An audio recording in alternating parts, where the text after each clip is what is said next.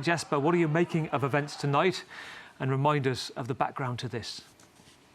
Well, this began on Wednesday morning when police detained Ekrem Imamoglu in his house, charging him with bribery, membership of a criminal organization, and even links to the PKK, the Kurdish insurgency group.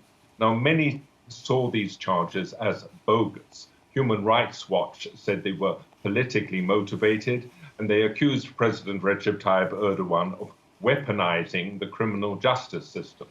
And what added weight to that view was that the placing of these charges and Ekrem Imamoglu's detention came 4 days before the party to which he belongs, the biggest opposition party, was expected to elect Ekrem Imamoglu as its candidate in the next presidential election.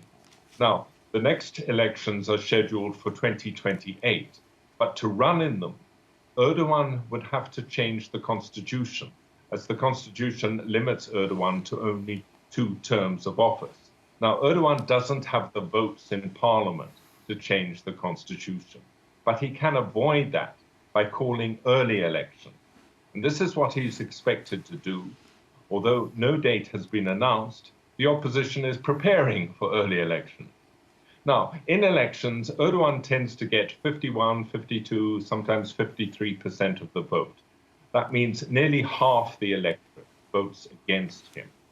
And what we are seeing today is that opposition supporters, nearly half of the country, see Ekrem Imamoglu's detention as a preemptive strike, that Erdogan is trying to fix the election by disqualifying the opposition's candidate.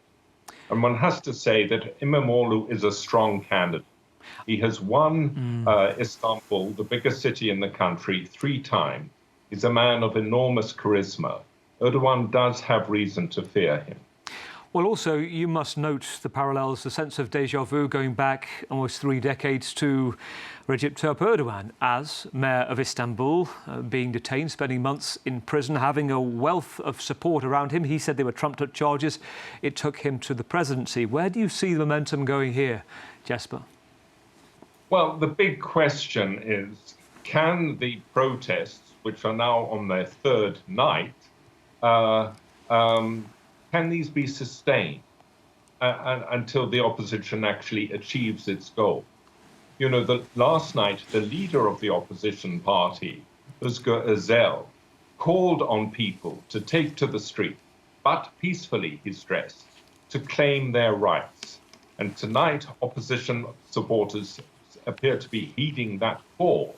On the internet, there is a list circulating for where people should assemble in 52 cities around the country to demonstrate tonight.